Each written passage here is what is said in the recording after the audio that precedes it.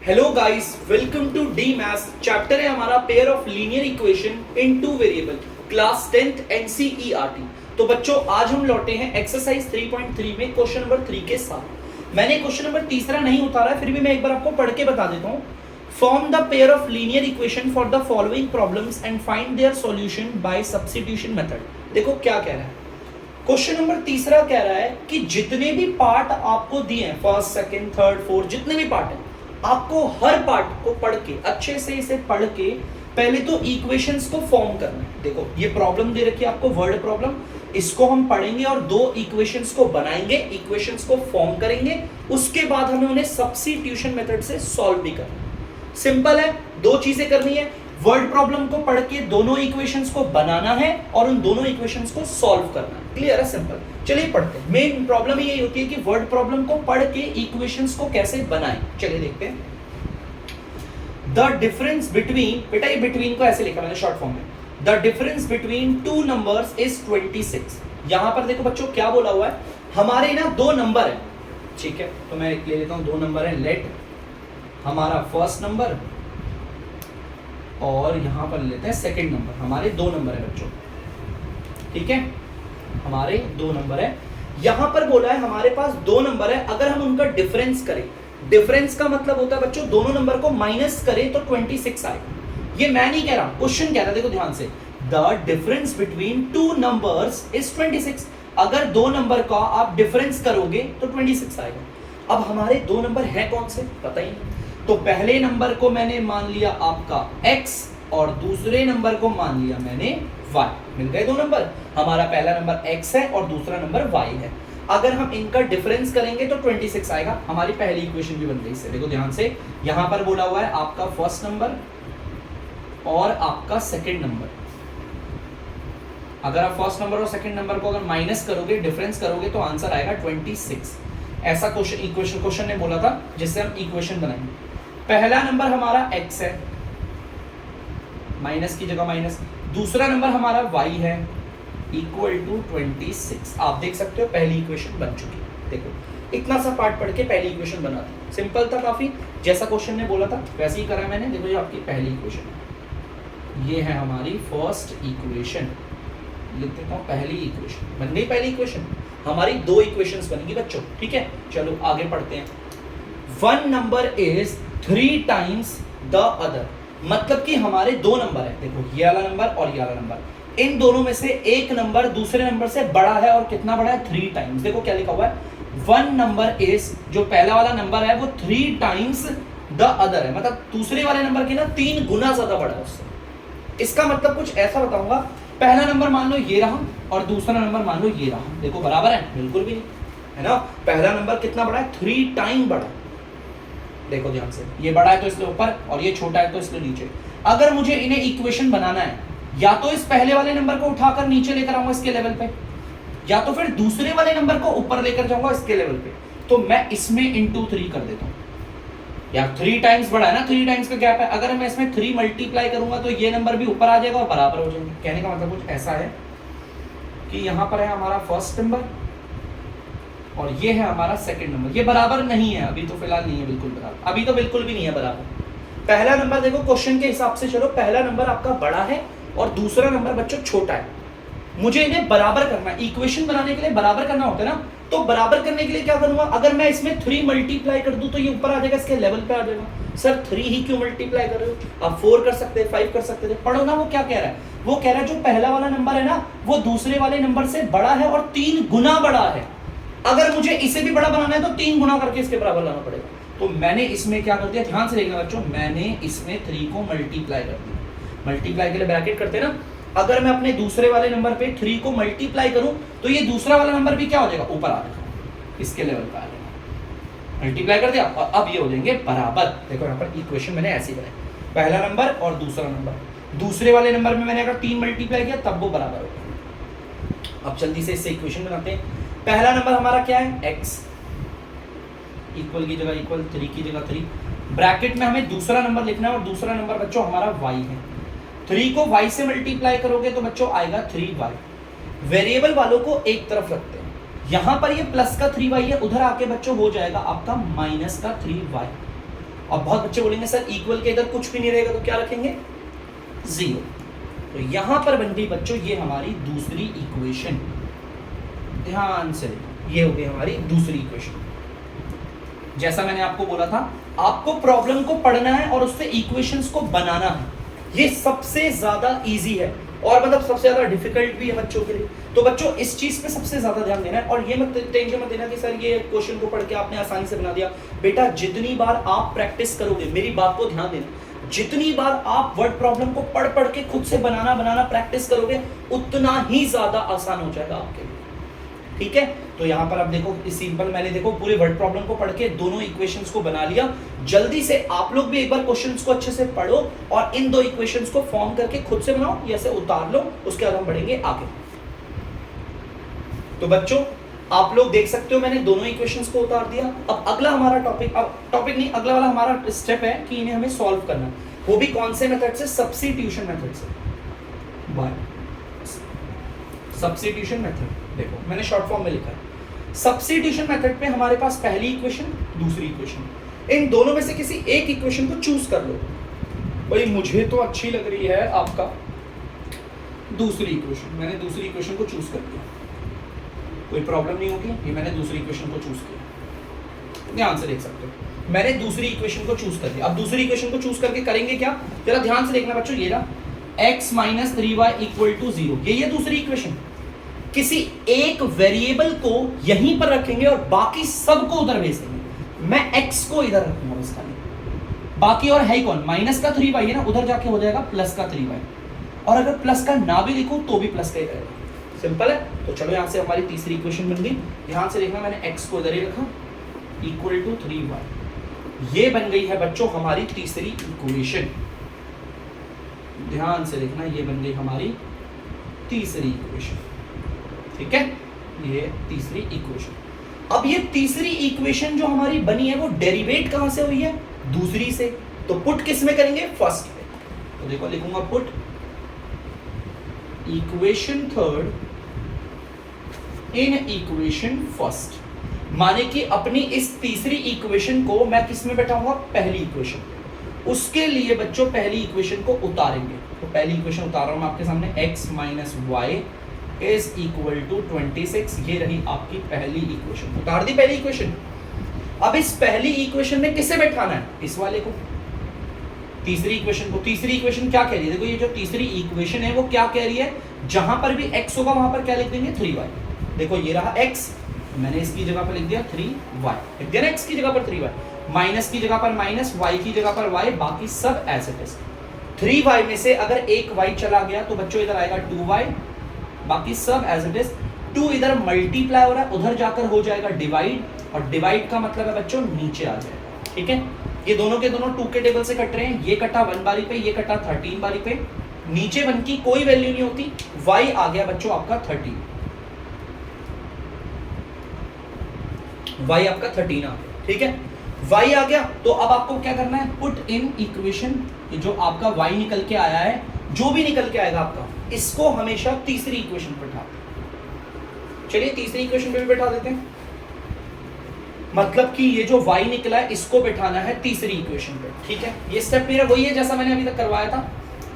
अब जल्दी से एक काम करता हूं, तीसरी इक्वेशन को पहले उतार लेता हूं। तीसरी इक्वेशन ये रही बच्चों, देखो ये रही तीसरी इक्वेशन, मैं इसे उतार रहा हूं, x इज इक्वल 3y, ये है आपकी तीसरी इक्वेशन, उतार दिया।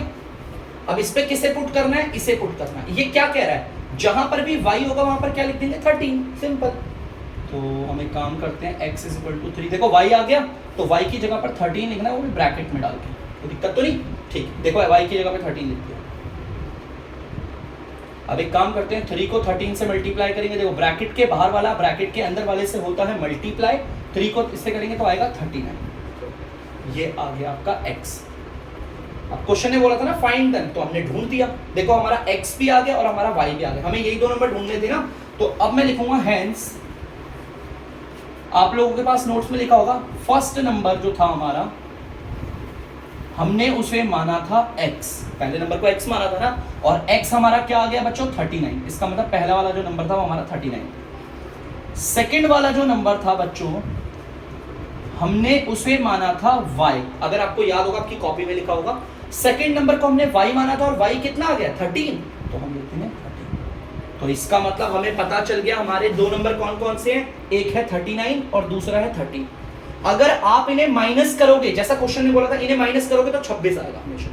करके देख लेना, भले ऐसे ट्राई करना हो तो करके देख लेना, ठीक है। और यहाँ पर एक नंबर जो है वो दूसरे नंबर से 3 गुना ज्यादा बड़ा है, देखो 3 गुना ज्यादा बड़ा लग रहा है ना, 3, ठीक है। तो बच्चों यहाँ पर हो गया है क्वेश्चन खत्म। हमने प्रॉब्लम को पढ़ के इक्वेशन को फॉर्म भी किया और उस इक्वेशन को सॉल्व भी किया बाय सब्स्टिट्यूशन मेथड से। जल्दी से उतार दीजिए आप लोग। तो बच्चों आप लोग देख सकते हैं दूसरा वाला पार्ट मैंने उतार दिया है, जल्दी से पढ़ते हैं वो क्या कह रहा है। The larger of two supplementary angles exceed the smaller by 18 degree।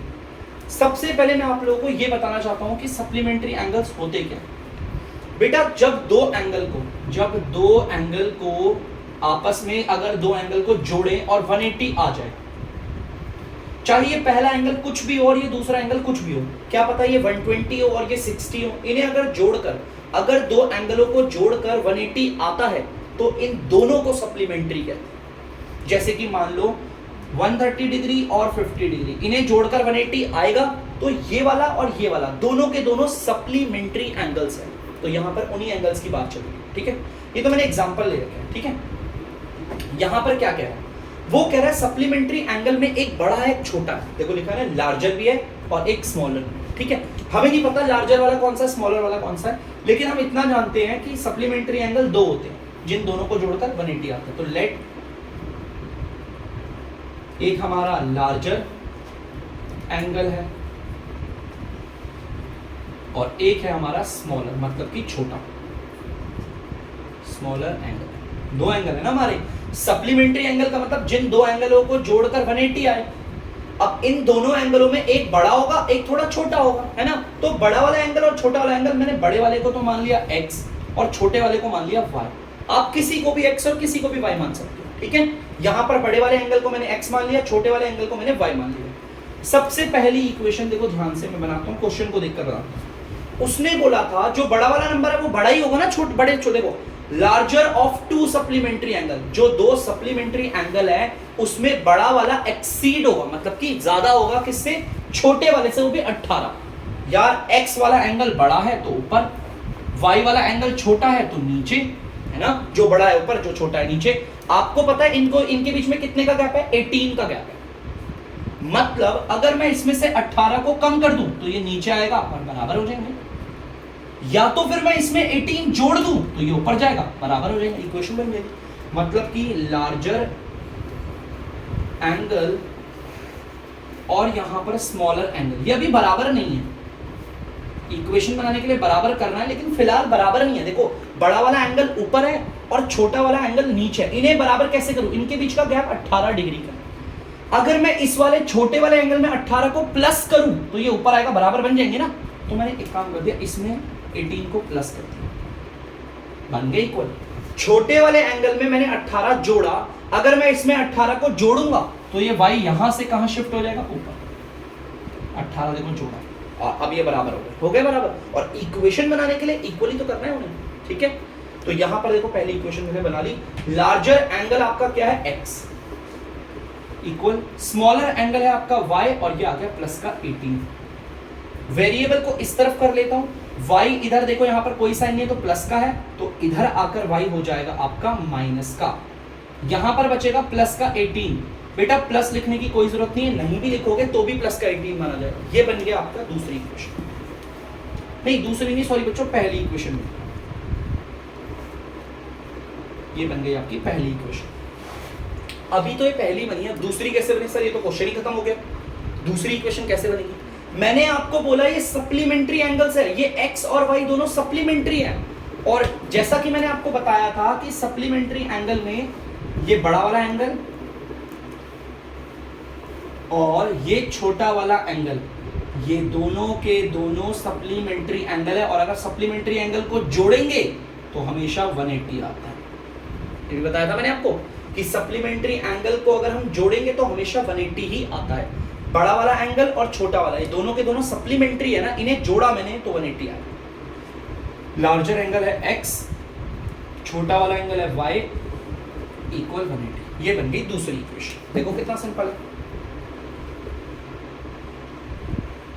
मैंने जब इसे पढ़ा, मैंने जब इस पूरे वर्ड प्रॉब्लम को पढ़ा तो मैंने देखा इस वर्ड प्रॉब्लम से तो सिर्फ एक ही इक्वेशन बन रही है, लेकिन जब मैंने सप्लीमेंट्री एंगल पे ध्यान दिया तो मुझे याद आया कि जिन दो एंगल को सप्लीमेंट्री कहते हैं उन दोनों एंगल को अगर हम जोड़े तो 180 ही आता है। ये बात तो पता थी, इसलिए मैंने खुद से बनाया।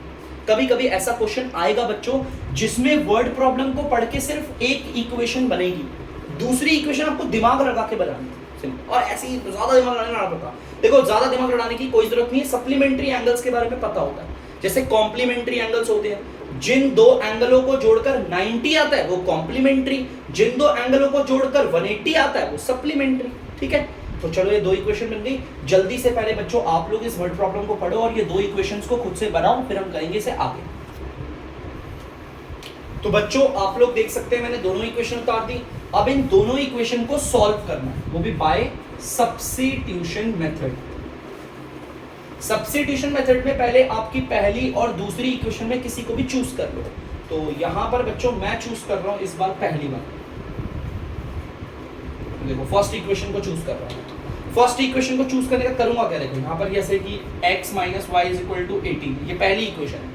किसी एक वेरिएबल को रखूंगा यहीं पर, बाकी को उधर भेज दूंगा। मैं x को इधर रख रहा हूं, ये जो माइनस का y है बच्चों वो उधर जाकर हो जाएगा प्लस का y, और वेरिएबल को अकेला रखते। देखो अगर इसके साथ कोई नंबर होता मैं उसे भी भेजता।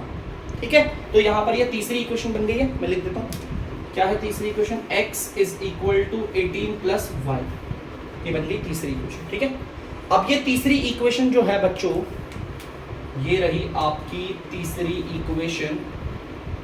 ये डेरिवेट हुई है बच्चों कहां से, फर्स्ट से। डेरिवेट का मतलब कहां से आई है, ये फर्स्ट से आई है तो पुट होगी सेकंड में। मैं लिखूंगा भी, देखो वही पुट इक्वेशन थर्ड। ये जो तीसरी इक्वेशन है इसे किस में बैठाएंगे, इन इक्वेशन सेकंड पे, मतलब कि इस इक्वेशन को दूसरी पे बैठाना है। तो सबसे पहले तो मैं दूसरी इक्वेशन को उतारूंगा, x plus y is equal to 180, ये दूसरी इक्वेशन उतार। अब इस दूसरी इक्वेशन पे बच्चों इस तीसरी को बैठाना है। अब तीसरी को बैठाने का मतलब क्या है, तीसरी इक्वेशन कह रही है कि जहां पर भी x दिखे आप 18 प्लस वाई लिख देना उसकी जगह पर। देखो ये रहा x, इसकी जगह पर लिख देंगे 18 प्लस वाई, कोई दिक्कत, बाकी प्लस की जगह प्लस, वाई की जगह वाई इज इक्वल टू 180। ठीक है, देखो ध्यान से, y और y को जोड़ोगे तो हो जाएगा 2y, ये हो गया 18 और ये हो गया प्लस का 2y और ये हो गया 180। यहां पर प्लस का 18 है, उधर जाकर हो जाएगा माइनस का 18, देख सकते हो आप, ये हो गया माइनस का 18। इसको सॉल्व करेंगे, 10 में से 8 गया 2, 7 में से गया 6, ये आ गया 162। प्लस नहीं लगा रहा, प्लस नहीं भी लगाऊंगा तो भी प्लस का ही होता है। 2 इधर मल्टीप्लाई हो रहा है, उधर जाकर हो जाएगा डिवाइड। ठीक है, तो काट लेते हैं इसे। ये 2 के टेबल से कट रहा है दोनों, ये 1 बारी पे और ये आ रहा है 81। 1 की कोई वैल्यू नहीं होती, y आ गया आपका 81, y आ गया है बच्चों आपका 81।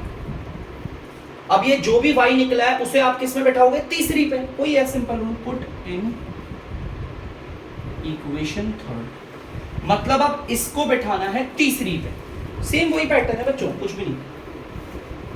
तो चलो कर लेते हैं जल्दी से। सबसे पहले हम तीसरी इक्वेशन को उतारते हैं, x is equal to 18 plus y, ये हमारी तीसरी इक्वेशन, देख सकते हो आप तीसरी इक्वेशन है। अब इस इक्वेशन पे किसे बैठाना है, इसे। इसको बैठाने का मतलब है कि y जहां पर होगा उसकी जगह पर 81 लिख देंगे। ठीक है, y जहां पर होगा उसकी जगह पर लिख देंगे, देखो y है उसकी जगह पर 81 लिख देंगे। ठीक है, तो चलिए करते हैं इसे। ये आ गया 99, तो आप देख सकते हो y आ गया और x आ गया, तो हम लिखेंगे हेंस, हमें वो दोनों एंगल फाइंड करने थे ना, लार्जर एंगल जो था बच्चों उसे हमने माना था x, है ना, और x हमारा क्या आ गया 99, आ गया 99 बड़ा। और जो स्मॉलर एंगल था, छोटा वाला एंगल, थोड़ा याद रखा करो, स्मॉलर एंगल को माना था y, और y हमारा कितना निकला 81।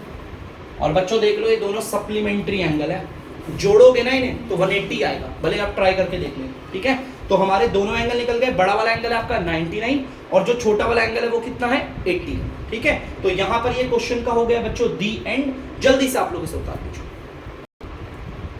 तो बच्चों आप लोग देख सकते हो तीसरा वाला पार्ट, मैंने तीसरा वाला पार्ट उतार दिया है, जल्दी से पढ़ते हैं क्या कह रहा है। ये वाली वर्ड प्रॉब्लम आपको जाने पहचाने लगेगी। The coach of a cricket team buy 7 bat and 6 ball for ₹3800। यहाँ पर बच्चों बोला हुआ है जो हमारी एक क्रिकेट कोच है ना, क्रिकेट टीम की कोच है, कप्तान है, वो 7 बैट और आपके 6 बॉल को खरीद रही है और इन दोनों की कीमत है 3800। 7 बैट खरीदे उनमें कुछ बॉलें खरीदी होंगी 3800। फिर बाद में वो 3 बैट और ले रही है और 5 बॉलें और खरीद रही है 1750 रुपए की। अब आपको निकालना क्या है, cost of each bat and each ball. Each bat की कीमत और ईच बॉल की कीमत। ईच बैट मतलब एक बैट, ठीक है। तो चलो जो निकालना है उसी को मान लेते हैं हम। Let each bat cost B is equal, एक बैट की कीमत और एक बॉल की कीमत। एक बैट की कीमत तो मान लेते हैं x और एक बॉल की कीमत मान लेते हैं y। हमें पता नहीं ना कीमत क्या है, तो x और y करके मान लिया हमने। हमारा जो एक बैट है उसकी कीमत है x और जो हमारी एक बॉल होगी उसकी कीमत होगी y। चलिए अब क्वेश्चन के अकॉर्डिंग चलते हैं। जो हमारी क्रिकेट टीम की कोच थी उन्होंने 7 बैट खरीदे, 7 बैट की कॉस्ट प्लस और क्या खरीदा, 6 बॉल, 6 बॉल की कॉस्ट। और अगर हम इन दोनों की कीमत को जोड़े तो कितना आएगा, 3800 आएगा। मेरे पे कहीं तो खरीदा था। अगर एक बैट की कीमत x है तो हमारे 7 बैट की कीमत होगी 7x। अगर एक बॉल की कीमत y है तो 6 बॉल की कीमत होगी 6y। तो ये बन गई बच्चों आपकी पहली इक्वेशन, जो कि मैं यहां पर ऐसे लिख देता हूं। फर्स्ट इक्वेशन बना दी। अब आते हैं दूसरी इक्वेशन पे। चलिए दूसरी इक्वेशन देखते हैं क्या कह रहे हैं। लेटर बाद में उन्होंने क्या करा था, 3 बैट की कॉस्ट हो गई प्लस 5 बॉल की कॉस्ट हो गई। 3 बैट और 5 बॉल, अगर इन दोनों को जोड़ो तो कितना आएगा, 1750। क्वेश्चन ने ये बोला ना, एक बैट की कीमत x है तो 3 बैट की कीमत होगी 3x। एक बॉल की कीमत y है तो 5 बॉल की कीमत होगी 5y। बच्चों यहां पे आप देख सकते हो हमारी दोनों की दोनों इक्वेशन हो गई है फॉर्म, मतलब कि बन चुकी है। अगला पार्ट आप लोगों को पता है सब्स्टिट्यूशन से सॉल्व करना है। तो पहले तो आप इस प्रॉब्लम को अच्छे से पढ़ो और इक्वेशंस को बना लो, फिर बढ़ते हैं हम आगे। तो बच्चों दोनों इक्वेशंस हमने यहां पर उतार दिया। अब इसे सॉल्व करेंगे बाय सब्स्टिट्यूशन मेथड। चलिए करते हैं सब्स्टिट्यूशन मेथड से। सब्स्टिट्यूशन मेथड में आप इन दोनों इक्वेशन में से किसी एक को चूज कर लो, या तो पहली को या तो सेकंड को। तो जैसे कि मैं चूज कर रहा हूं, आपका कर लेते हैं फर्स्ट को चूज करना। मैंने पहली इक्वेशन चूज करी है, तो देखो पहली इक्वेशन चूज करिए क्या होता है, 7x + 6y = 3800। यही है। किसी एक वेरिएबल को यहीं पर रखूंगा, बाकी सबको उधर भेज दूंगा। मैं x को इधर रखना चाहता हूं, तो पहले तो 7x लिखता हूं। आपको पता है जो प्लस का 6y है वो उधर जाकर हो जाएगा माइनस का 6y। मुझे सिर्फ x को इधर रखना है, 7 को भी हटाओ। 7 इधर मल्टीप्लाई हो रहा है तो उधर जाकर हो जाएगा डिवाइड। बन गई तीसरी इक्वेशन। तो जल्दी से मैं तीसरी इक्वेशन यहां लिखता हूं, x = 3800 - 6y/7। ये है हमारी तीसरी इक्वेशन। ये तीसरी इक्वेशन है जो कि बच्चों डेरिवेट कहां से हुई है, फर्स्ट से। अगर ये इक्वेशन फर्स्ट से डेरिवेट हुई है तो पुट किस में होगी, सेकंड पे।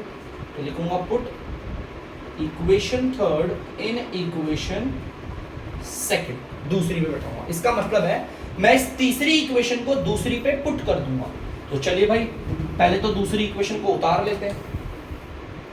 इसमें पुट करना है ना, तो पहले इसे उतारते हैं। 3x + 5y = 1750। ये आपकी दूसरी इक्वेशन, ठीक है। अब इस दूसरी इक्वेशन पे किसे बैठाना है, इसे। और ये क्या कह रहा है एक बार समझो। ये कह रहा है जहां पर भी x होगा वहां पर ये लिख देना पूरा। देखो 3 की जगह 3, x आ गया तो x की जगह ये लिखूंगा, वो भी ब्रैकेट डाल के 3800 ± 6y / 7। देखो 3 की जगह 3 और x की जगह वो वैल्यू, ठीक है। प्लस की जगह पर आएगा प्लस 5y = 1750, ठीक है। ये 3 और 7 कट तो रानी है, इसके नीचे कुछ नहीं है तो 1 मानते हैं। ऊपर वाला ऊपर वालों से मल्टीप्लाई होगा, नीचे वाला नीचे वाले से। 3 को 3800 से करते हैं आपका, तो 30 30 3 8 24 9 2 11 माइनस 3 को 6y से मल्टीप्लाई करेंगे तो 18y हो गया 3। 1 को 7 से मल्टीप्लाई करेंगे तो आएगा 7। ठीक है, ऊपर वालों से 3 ना सिर्फ 3800 से नहीं, वो 6y से भी मल्टीप्लाई हुआ। ठीक है, प्लस का 5y इज इक्वल टू 1750। इसके नीचे कुछ नहीं है तो 1 मान लो। आपको पता है इन्हें सॉल्व करने के लिए इनका dr सेम करना पड़ेगा। अगर आप इनका dr सेम करोगे, इनका एलसीएम आएगा बच्चों 7। देख सकते हो आप, इनका एलसीएम आ गया 7। ठीक है, ध्यान से देखना 7 आ गया बच्चों। 7 के टेबल में ये जो 7 है वो आता है 1 बारी पे, है ना। इसके टेबल में ये 1 बारी पे आता है, तो 1 को अगर ऊपर वाले से मल्टीप्लाई करोगे ना, 1 किसी से भी मल्टीप्लाई हो सेम आ जाता है। ये देखो सेम आ गया। ठीक है, अब ये प्लस आ गया इधर। इस 1 के टेबल में 7 कितनी बारी में आता है? 7 बारी पे आता है। इस 7 को 5y से मल्टीप्लाई करेंगे तो आ जाएगा आपका 35y। चलो भाई इसे मिटा देते हैं। चलिए अब इसे सॉल्व करते हैं, जरा ध्यान से देखते हैं बच्चों कौन कौन से सॉल्व हो रहे हैं। देखो ये माइनस का 18y और ये प्लस का 35y, ये दोनों सेम कैटेगरी के हैं, लाइक टर्म है, सॉल्व हो सकते हैं। सबसे पहले मैं इसे लिखता हूँ 11400। इनको सॉल्व करोगे बच्चों तो ये आ जाएगा आपका 17 प्लस का 17y अपॉन में 7 इज इक्वल टू 1750। ठीक है, आपको पता है 7 इधर डिवाइड हो रहा है, उधर जाकर हो जाएगा मल्टीप्लाई। फिर से सुनना, 7 नीचे है ना, नीचे वाले को कहते हैं डिवाइड, उधर जाकर मल्टीप्लाई हो जाएगा। 11400 प्लस 17y ये रहा, जो 7 नीचे था वो उधर जाके मल्टीप्लाई हो गया। 7 0 0 7 4 35 49 3 52 7 5 12 7 0 7 35 7 से 49 3 52 ठीक है, ये आ गया मल्टीप्लाई हो गया। 7 ने इधर जाके मल्टीप्लाई हुआ तो ये आ गया। ठीक है, अब करते हैं आगे। ठीक है, अब एक काम करता हूँ बच्चों, इधर कर लेता हूँ, ध्यान से सुनना। मैं इसको यहाँ पर इसको यहाँ उतार देता हूँ। 11400 17y 12250। तो बच्चों ध्यान से सुनना, ये जो 11400 इधर प्लस का है वो उधर जाके माइनस का हो जाएगा, बाकी सब इधर ही रहेंगे। 11400 प्लस का है ना, इधर आके माइनस का होगा। और ये प्लस लगाना जरूरी नहीं है, नहीं भी लगाओगे तो भी प्लस का ही होता है। 0 आ गया, 5 में से 4 0 गया, 5 आ गया, ये 8 आ गया, 850 आ गया। 0 और 5 8 4 12, ठीक है 850। 17 इधर मल्टीप्लाई हो रहा है, उधर जाकर ये हो जाएगा डिवाइड, और डिवाइड का मतलब आता है नीचे आ जाएगा। देखो नीचे आ गया, 17 के टेबल से कट रहा है 50 बारी में। देखो 17 के टेबल में जाता है 1 बारी पे, और ये जाता है आपका 50 बारी पे। ठीक, 50 बारी पे चला गया, तो नीचे 1 की कोई वैल्यू नहीं, y आ गया आपका 50। देखो y 50 आ गया। अब जो भी ये निकला है इसे हमेशा तीसरी पे पुट करते हैं। देखो मैं लिख देता हूं, पुट इन इक्वेशन थर्ड। इसको तीसरी इक्वेशन में पुट करने के लिए पहले तीसरी इक्वेशन को उतारो। x is equal to 3800 minus का 6y अपॉन में 7। इसको इसमें बैठाने का मतलब क्या है? ये तीसरी इक्वेशन है बच्चों, मतलब कि जहां पर भी y दिखेगा वहां 50 लगा देना। ठीक है, चलो करते हैं। x 3800 माइनस 6, देखो y आ गया तो y की जगह पर क्या लगा देंगे? 50। x 3800 माइनस ब्रैकेट के बाहर वाला ब्रैकेट के अंदर वालों से होता है मल्टीप्लाई, तो ये हो जाएगा 300। 3800 में से 300 गया तो 3500 और नीचे आ गया 7। अब ये भी कट रहा है बच्चों, ये कटता है 7 के टेबल से 1 बारी पे, और ये कटता है 500 बारी पे। नीचे 1 की कोई वैल्यू नहीं, x आ गया आपका 500। लो x और y दोनों आ गए। देखो x आ गया आपका 500, y आ गया आपका 50। आपको एक बैट की और एक बॉल की कीमत निकालनी थी, जगह नहीं बच्चों, तो यहां लिख रहा हूं हेंस ईच बैट कॉस्ट, और यहां पर ईच बॉल कॉस्ट। एक बैट की कीमत को आपने माना था x, तो आपको पता है x कितना निकला? 500, मतलब 500 रुपए का एक बैट है। एक बॉल की कीमत को आपने माना था y, और y कितना निकला है 50, मतलब कि बॉल कितने रुपए की है 50 रुपए। और आपको पता है बैट ज्यादा महंगा होता है पर बॉल सस्ती होती है। तो इस तरीके से हमने यहाँ पर इक्वेशन को सॉल्व भी किया और अपना आंसर निकाल लिया। जल्दी से उतार लीजिए बच्चों। तो बच्चों ध्यान से सुनिएगा, आप लोग देख सकते हो फोर्थ वाला पार्ट, ठीक है। तो जल्दी से मैंने बोर्ड पे उतार दिया, इसे ध्यान से पढ़ते हैं। The taxi charges in a city consist of a fixed charge together with the charge for the distance covered. बेटा ये क्या बोल रहा है, ध्यान से सुनना। एक शहर में टैक्सी का चार्ज बनता कैसा है? टैक्सी में हम सब घूमते हैं, है ना, ओला हो गया, यूबर हो गया, कितनी सारी चल रही है आजकल टैक्सियां।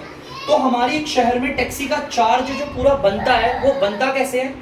एक होता है आपका फिक्स चार्ज और उसके साथ साथ होता है आपका charge for the distance cover. मतलब कि ध्यान से सुनना, मैं आपको समझाता हूं एग्जांपल के जरिए। एक लड़का है यहाँ पर, ध्यान से देखिए, वो टैक्सी पे बैठा और टैक्सी पे बैठ के वो गया कुछ दूर तक, उतर गया लड़का टैक्सी से। ये जो लड़का है बच्चों वो टैक्सी पे घूम रहा है और टैक्सी पे घूमा कम से कम मान लो आपका 20 किलोमीटर 20 किलोमीटर की यात्रा करी। वो पहले टैक्सी में बैठा और टैक्सी पे 20 किलोमीटर घूम गया, ठीक है। अब इस टैक्सी का भाड़ा बनेगा, टैक्सी का फेयर, टैक्सी का चार्ज कह लो, कैसे बनेगा ध्यान से सुनना। मैं आपसे कह रहा हूं कि टैक्सी में बैठते ही 100 रुपए देने ही पड़ते हैं, वो फिक्स चार्ज होता है। चाहे आप टैक्सी में 1 किलोमीटर घूमो, चाहे आप टैक्सी में 20 किलोमीटर घूमो, चाहे आप टैक्सी में 200 किलोमीटर घूमो, हर किसी को 100 रुपए देने ही देने पड़ेंगे, वो फिक्स चार्ज है। इस चीज को मतलब ध्यान से सुनना, यहां पर लिखा है कंसिस्ट ऑफ फिक्स चार्ज और बाकी जो डिस्टेंस बचा है उसके हिसाब से लगेगा। ये लड़का 20 किलोमीटर घूमा है, 100 रुपए तो इसे देने ही देने पड़ेंगे टैक्सी में बैठ के, क्योंकि फिक्स चार्ज है। और सर फिक्स चार्ज के साथ और क्या देना, देखो fix charge together with the charge for the distance covered. वो कह रहा है एक शहर में टैक्सी का चार्ज बनता कैसे है, एक तो फिक्स चार्ज देना है, ये रहा, इसके अलावा आपको चार्ज देना है जो आपने दूरी कवर की है। भाई दूरी कितनी कवर की है उसने, 20 किलोमीटर, तो 20 किलोमीटर की क्या लगाओगे, अब भाई कितने रुपए के हिसाब से, मान लो मैं आपसे कह रहा हूं 10 रुपए किलोमीटर है, 1 किलोमीटर के 10 रुपए लगते हैं, तो 20 किलोमीटर को 10 से गुणा कर दिया। चलो देखते कितना निकलता है, ये आ गया 100, ब्रैकेट के बाहर वाला अंदर से मल्टीप्लाई करोगे 200 हो गया, टोटल कितना हो गया 300। जब आप टैक्सी में निकलोगे ना 20 किलोमीटर घूम के, आप बोलोगे भैया मेरे पैसे कितने बने, बोलेगा 300 रुपए। आप बोलोगे लो बिल दो, तो बिल में साफ मेंशन होगा कि आपने जो 20 किलोमीटर की यात्रा करी है उसके तो 200 रुपए हैं, बाकी के 100 रुपए आपके फिक्स चार्ज, तो लेना ही देना पड़ेगा। मान लो ये लड़का इतना था, एक लड़का सिर्फ 5 किलोमीटर घूम रहा है, देखो सिर्फ 5 किलोमीटर, तो भाई इस लड़के को भी फिक्स चार्ज देना ही देना पड़ेगा 100 रुपए। कोई बंदा 1 किलोमीटर भी घूमता है ना टैक्सी पे, तो भी उसे 100 रुपए देने पड़ेंगे, फिक्स चार्ज है भाई। चार्ज ही बोला हुआ फिक्स्ड चार्ज जो सबके लिए फिक्स है। अब कौन सा चार्ज लगेगा इस पे, एक तो फिक्स चार्ज दिया इसने, और दूसरा जो ये 5 किलोमीटर की यात्रा करी है ना इसने गाड़ी में बैठ के, उसका चार्ज 10 रुपए के हिसाब से लगता है। इस पे भी 10 रुपए, इस पे भी 10 रुपए, 100 रुपए आ गया। 10 को 5 से करोगे 50, ये 150 बन गया, इसका बन गया 150, ठीक है। तो यहाँ पर ये जो 5 किलोमीटर की यात्रा कर रहा है उसका टोटल भाड़ा कितना रुपए आएगा, 150 रुपए। इस 150 रुपए में दो चीजें हैं, एक तो आपका फिक्स चार्ज है और एक आपका डिस्टेंस कवर चार्ज है, जो आपने दूरी कवर की उसका। अगर मैं आपसे पूछूं जो मैंने यात्रा करी है सिर्फ उसका चार्ज बताओ, तो आप बोलोगे सर 50 रुपए, लेकिन ये फिक्स चार्ज भी देना पड़ता है, ये चीज मैंने आपको बताया। अगर कोई ना मान लो 500 किलोमीटर की यात्रा कर रहा है, 500 किलोमीटर की यात्रा कर रहा है, एग्जांपल के तौर पे कोई 500 किलोमीटर की यात्रा कर रहा है क्या हमारी ये टैक्सी पे, तो 100 रुपए तो वो भी देगा फिक्स चार्ज, 100 रुपए तो उसे देने पड़ेंगे। और उसके बाद वो और कौन सा चार्ज देगा, एक तो फिक्स चार्ज और दूसरा बच्चों जो उसने ट्रैवल किया है, यात्रा करी है, उस वाले का चार्ज। 500 किलोमीटर की यात्रा कर रहा है ना, तो 10 रुपए के हिसाब से ये भी देगा, 5000 में 5100। 500 किलोमीटर की यात्रा करने के बाद इसे 5100 रुपए देना पड़ेगा। इस 5100 में दो चीजें हैं, एक तो फिक्स चार्ज है और एक इसका डिस्टेंस ट्रैवल चार्ज है, जितनी दूरी में ये घूमी है। 500 किलोमीटर की यात्रा में घूमने के लिए इसका जो डिस्टेंस चार्ज था वो था 5000 और 100 रुपए इसका फिक्स चार्ज है।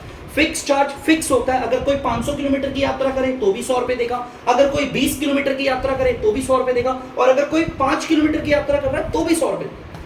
अब इसका मतलब ये नहीं फिक्स चार्ज 100 रुपए होते हैं, तो एग्जांपल है मेरा, ठीक है। तो यहां पर भी कुछ ऐसा ही लिखा हुआ है बच्चों, इसे मिटाता हूं, आई होप आप लोगों को थोड़ा बहुत समझ में आया होगा। तो यहां पर भी कुछ ऐसा ही लिखा है, देखो क्या लिखा हुआ है यहां पर, एक शहर में टैक्सी का चार्ज कैसे बनता है, उसमें दो चीजें शामिल है, एक तो फिक्स चार्ज है, ठीक है आपका, दूसरा उसके साथ साथ क्या है आपका charge for the distance cover, जो आपने दूरी कवर की, ठीक है सेम है। चलिए देखते हैं यहाँ पे क्या लिखा हुआ आगे।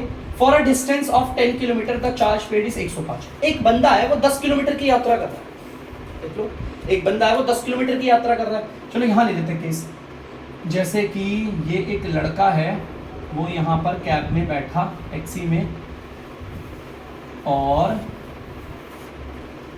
उसने सफर किया 10 किलोमीटर। देख लो ये लड़का 10 किलोमीटर की यात्रा कर रहा है, उसका टोटल भाड़ा बन रहा है 105 टोटल, मतलब कि इस 105 रुपए में बच्चों ये 10 किलोमीटर का भी चार्ज लग गया और फिक्स चार्ज भी लग गया, है ना, ठीक है।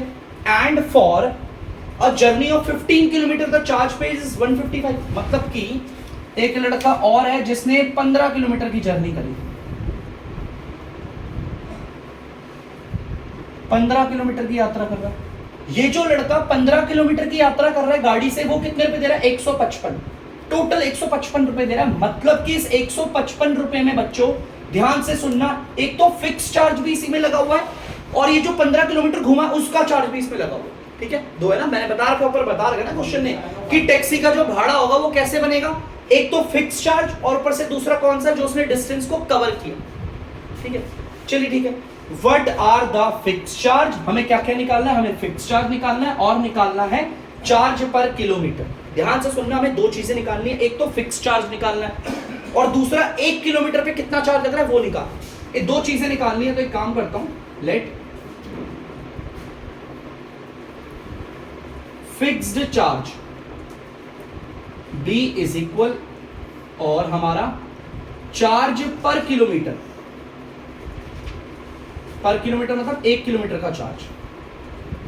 भाई मुझे फिक्स चार्ज नहीं पता तो मान लिया x रुपए, मुझे नहीं पता 1 किलोमीटर का चार्ज क्या लगेगा तो मैंने मान लिया y। चार्ज पर किलोमीटर का मतलब होता है 1 किलोमीटर का भाड़ा y। चलो भाई मुझे नहीं पता था, चलो अब लेते हैं करके क्वेश्चन। भाई ध्यान से सुनना, शुरुआत वाला केस क्या था, ये लड़का 10 किलोमीटर की यात्रा कर रहा है ना, इसका भाड़ा बनाएंगे। इसका भाड़ा कैसे बनेगा, ये देगा फिक्स चार्ज, फिक्स चार्ज तो सबको देना है, ये एक, इसका भाड़ा बना कैसे होगा, इसका भाड़ा कितने रुपए बना था, 105 रुपए बना था ना, कैसे बना होगा, इसने फिक्स चार्ज भी देना है और कौन सा चार्ज देगा, 10 किलोमीटर का चार्ज। ऐसे ही बनता है ना टैक्सी का भाड़ा, मैंने आपको बताया था एक टैक्सी का भाड़ा कैसे बनता है, उसमें फिक्स्ड चार्ज भी लगता है और जो उसने दूरी कवर करी है ना, डिस्टेंस कवर किया, उसका चार्ज भी लगता है। ये जो लड़का है वो 10 किलोमीटर की यात्रा कर रहा है, भैया ये फिक्स चार्ज भी देगा और 10 किलोमीटर का चार्ज भी देगा, और तब जाकर बना है इसका 105 रुपए। मैं नहीं कह रहा 10 किलोमीटर पे 105, क्वेश्चन कह रहा है 10 किलोमीटर की यात्रा। चलो इसे बनाते हैं, फिक्स चार्ज आपने x माना है, x प्लस की जगह प्लस, अगर 1 किलोमीटर का भाड़ा y रुपए है तो 10 किलोमीटर का भाड़ा कितना होगा, 10y, ठीक है, इज इक्वल टू 105। ये बन गई बच्चों आपकी पहली इक्वेशन, बड़ा सिंपल है, बहुत सिंपल है, ध्यान से सुनो। अब चलो दूसरी इक्वेशन बनाते हैं, ये रहा इस वाले केस में से, ये लड़का 15 किलोमीटर की यात्रा कर रहा है ना, और भाड़ा कितने रुपए दे रहा है, देखो 155 रुपए दे रहा है। तो भाई इसका भाड़ा बना कैसे होगा, इसने भी फिक्स चार्ज दिया होगा, ये कौन सा कोई बनने का, ये भी फिक्स चार्ज देगा, फिक्स्ड चार्ज के साथ साथ ये 15 किलोमीटर का चार्ज भी देगा जो ये घूम रहा है, तब जाकर इसका भाड़ा बना है 155 रुपए। तो बना है 155 15 किलोमीटर की यात्रा के लिए टैक्सी का भाड़ा, ऐसी तो बना होगा, फिक्स चार्ज और 15 किलोमीटर की यात्रा करी उसका चार्ज जोड़कर दे दिया 155, है ना। फिक्स्ड चार्ज कितना है, x ले रखा है, 1 किलोमीटर का भाड़ा अगर y रुपए है तो 15 किलोमीटर का भाड़ा कितना होगा, 15y इज इक्वल टू 155। ये बन गई दूसरी इक्वेशन बच्चों, देखो कितना सिंपल था, बनी दूसरी इक्वेशन। तो वर्ड प्रॉब्लम को पूरा पढ़ के मैंने यहां पर इक्वेशन बनाई, और फिर से मैं एक बार बोलूंगा, टैक्सी का भाड़ा शहर में कैसे लगता है, एक तो फिक्स चार्ज और ऊपर से दूसरा जितनी वो यात्रा कर रहा है उसका भी चार्ज। ये लड़का 10 किलोमीटर घूम रहा था ना, इसने फिक्स चार्ज भी दिया और 10 किलोमीटर की यात्रा का भी चार्ज दिया, तब जाकर इसका 105 बना। ये लड़का 15 किलोमीटर की यात्रा कर रहा था, इसने भी फिक्स्ड चार्ज दिया और 15 किलोमीटर की यात्रा का चार्ज दिया, तब जाकर दोनों को जोड़ के बना 155। प्रॉब्लम को पढ़ के इक्वेशन बना ली, अब अगला टॉपिक है इक्वेशन को सॉल्व करना, जल्दी से उतार लीजिए। तो बच्चों यहाँ पर दोनों इक्वेशन बन गई। अब इसे सॉल्व करेंगे बाय सब्स्टिट्यूशन मेथड, और सब्स्टिट्यूशन मेथड के लिए आप इनमें से कोई भी एक इक्वेशन को चूज करोगे। मैंने कर लिया आपकी पहली इक्वेशन को चूज। चलो पहली इक्वेशन को चूज किया, देखो x प्लस 10y इज इक्वल टू 105। आप सबको पता होगा कि किसी एक वेरिएबल को यहीं पर रखेंगे, बाकी सबको उधर भेजना है। मैंने x को रखना है, जो इधर प्लस का 10y था उधर आके माइनस का 10y हो गया। अगर x के साथ कोई नंबर होता मैं उसे भी भेजता हूं, याद रखना, ठीक है। चलो भाई आगे तीसरी equation, x is equal to 105 minus का 10y, और बच्चों ये है हमारी तीसरी इक्वेशन।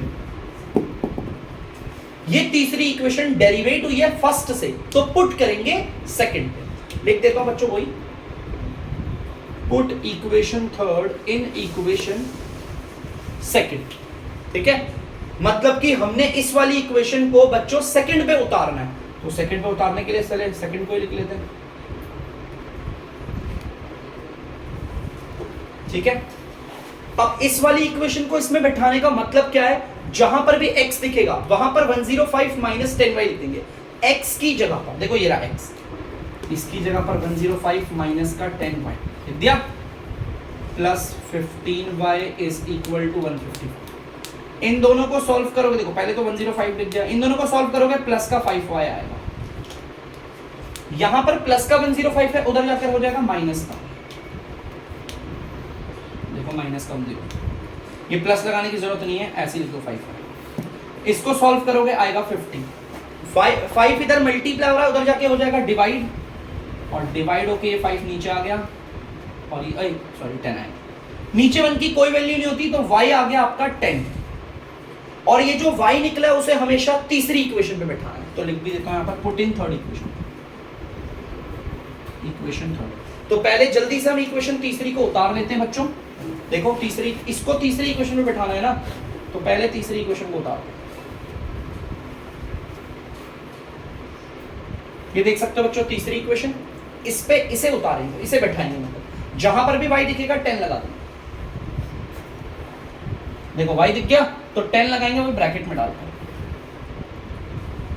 ब्रैकेट के बाहर वाला ब्रैकेट के अंदर वाले से मल्टीप्लाई हुआ 100 होगा, 5 आ लो बच्चों, मेरा y भी आ गया, x भी आ गया। उसने बोला था फिक्स चार्ज बताओ और 1 किलोमीटर का चार्ज बताओ, तो हेंस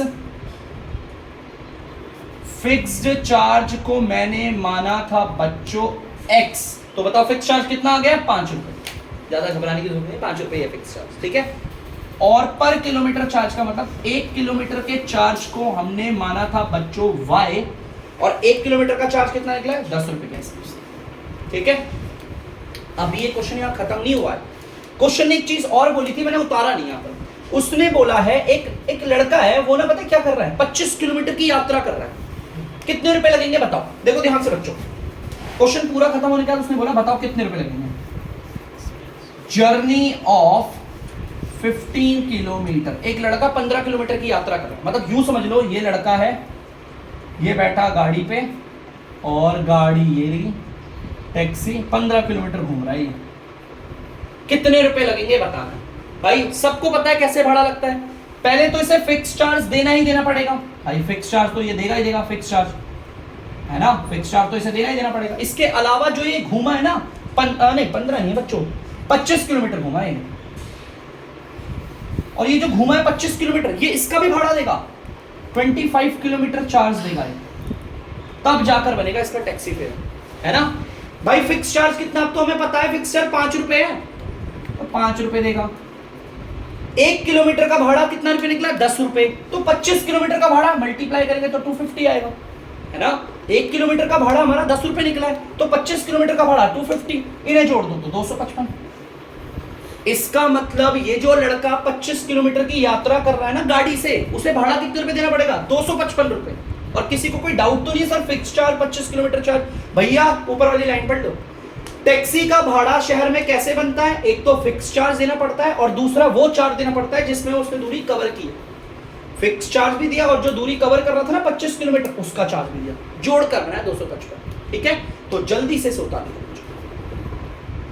तो बच्चों आई होप आप लोगों ने इसे उतार दिया होगा। अब मैं करता हूं वीडियो का दी एंड।